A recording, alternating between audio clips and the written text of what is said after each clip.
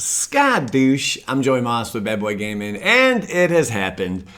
The Rules Committee has relinquished their power to Wizards of the Coast. What does this all mean? This is an interesting topic. What does it all mean? What's the breakdown here? So this is from Wizards of the Coast, from Magic the Gathering, their official website. The past week has been tumultuous for Commander fans, members of the Commander Rules Committee, and the Magic the Gathering community as a whole. This is a fact. Along the way, we've seen players and fans share a diverse range of passionate opinions, far too many of which were harmful or malicious. Below and over the next few days and weeks, we will be discussing quite a bit of Commander, starting with the most pressing over the past week. The conversation has escalated, accumulating with unacceptable personal threats to the safety of members of the Commander's Rules Committee. This is true. This is something we will not tolerate. No matter how you feel about something in Magic, it is never appropriate to threaten somebody. I mean, that just goes without saying. Like, just in general, it's a good rule of thumb to practice, just being a good person. Don't make threats, it's silly. No matter how you feel about something in Magic, it is never appropriate to threaten somebody. Everybody at Wizards of the Coast is united on the front. I would imagine they should be. We will not hesitate to take action against individuals who threaten to harm community members or employees. Absolutely. Good. Okay, moving past all that. This week has also demonstrated the truly monumental task that faced the Commander Rules Committee. The Commander RC is made up of 5 talented, caring individuals, all with other jobs and lives which they must balance with managing the most popular format of Magic.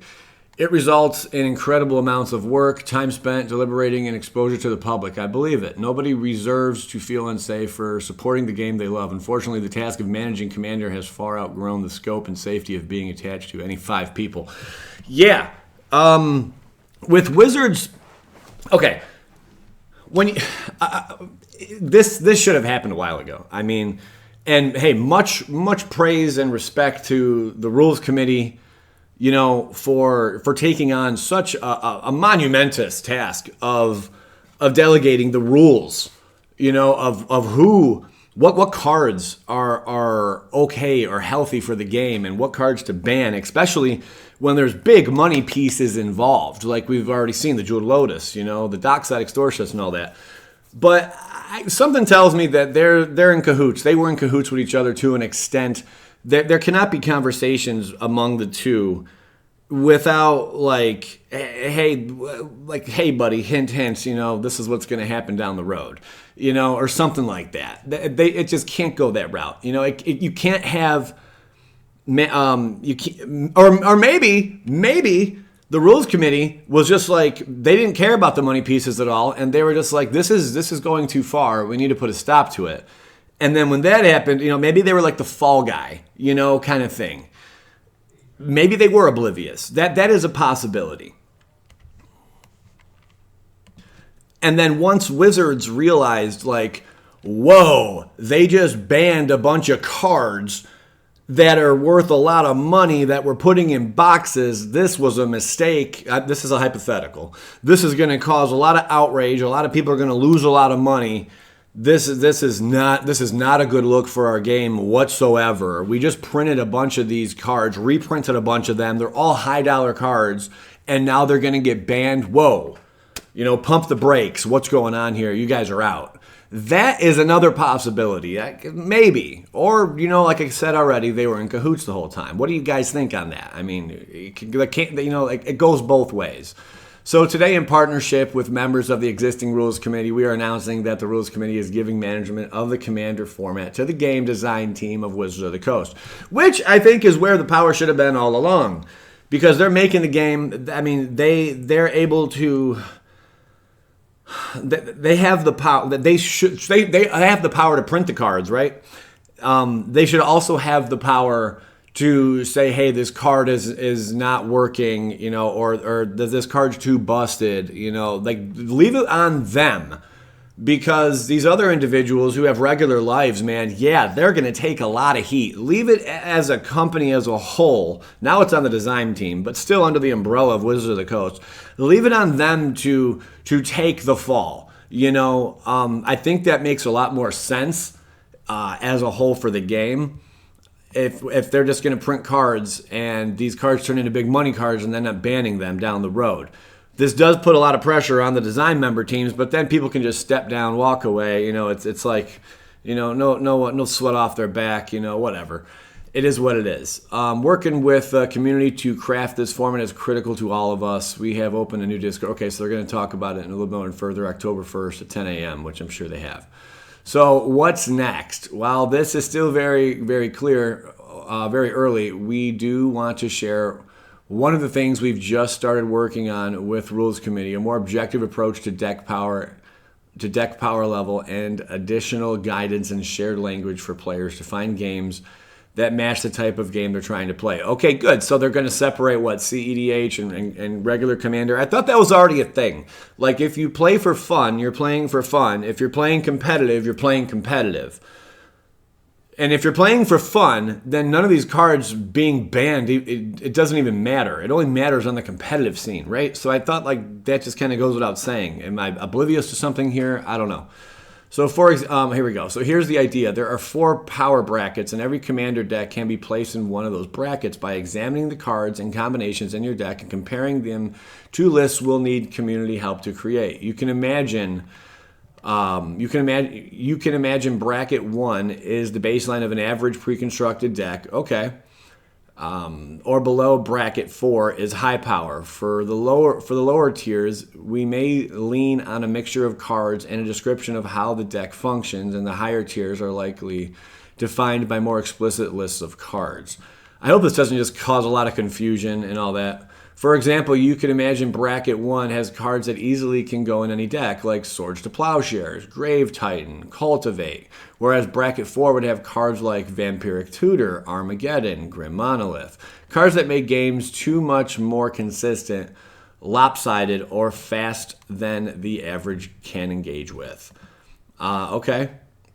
In this system, your deck would be defined by its highest bracket card or cards. This makes it clear what cards go where and what kind of cards. This seems like it's all too cookie cutter how they're going to go about it. If Ancient Tomb is a bracket 4 card, your deck would generally be considered a 4. But if it's part of a Tomb-themed deck, the conversation may be that my deck is a 4 with Ancient Tomb, but a 2 without it. Is that okay with everyone?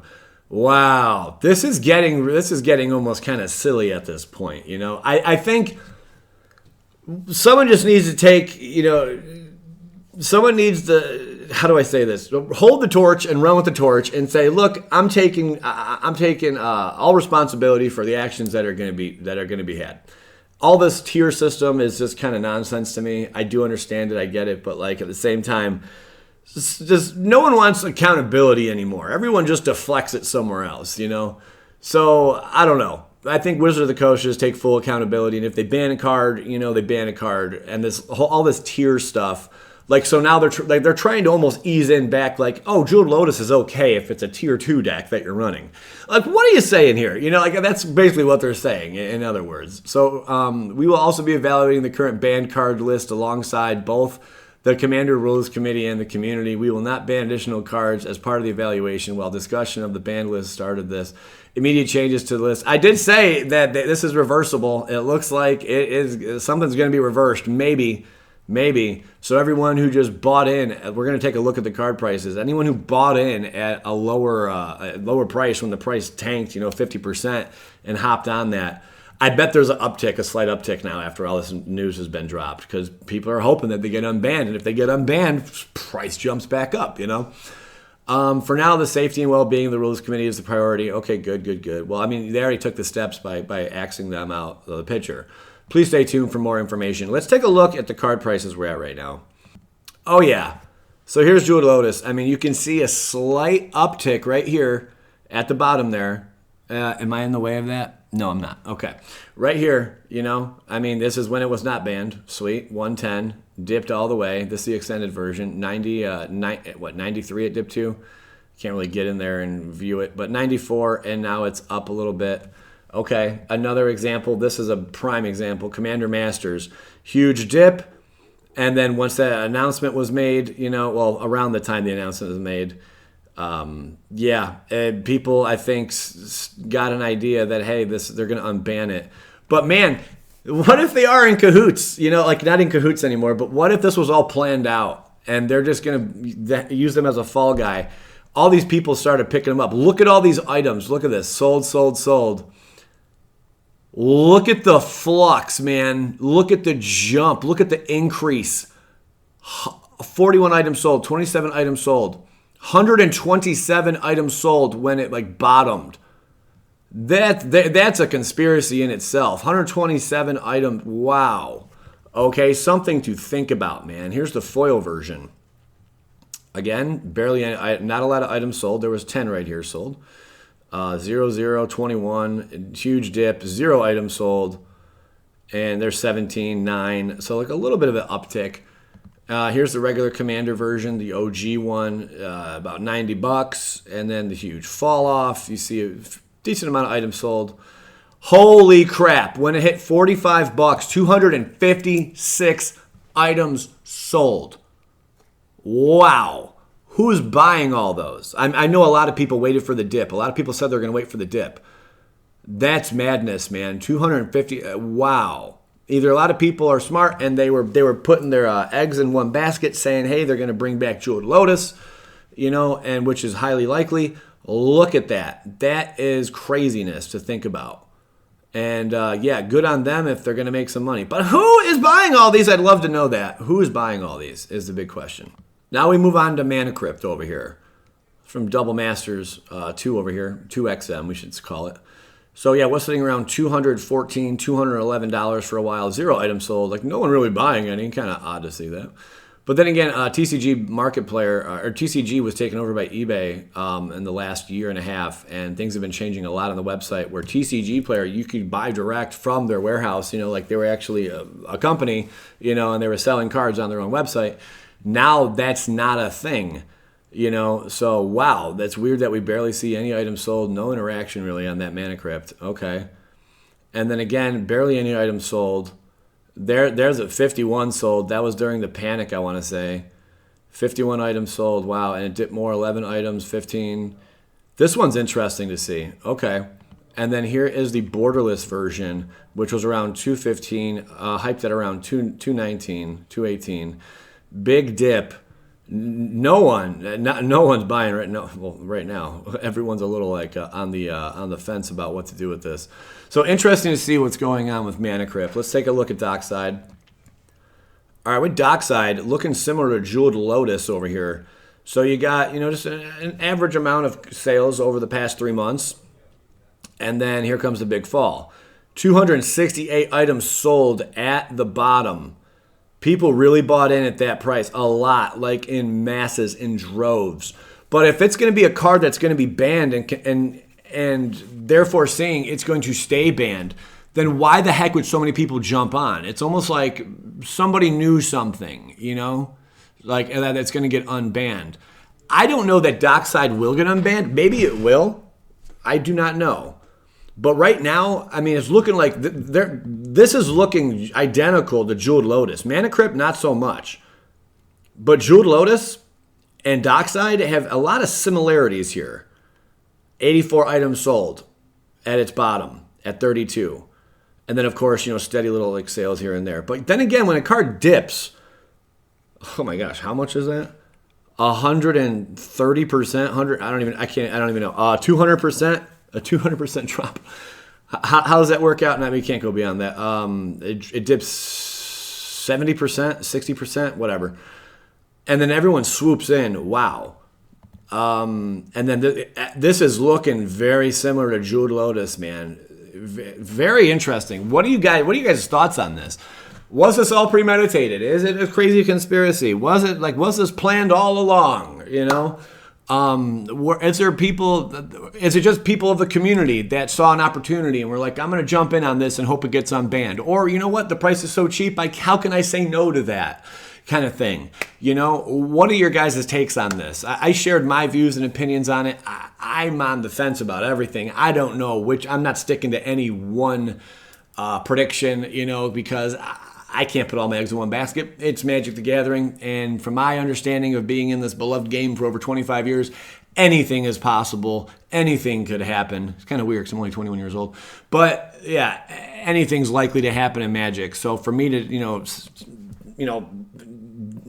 collapse on this hill, yeah, I'd rather not. But let me hear your guys' thoughts. Wow, whole lot to going on there. Thanks for watching. Enjoy WotC Bad Boy Gaming.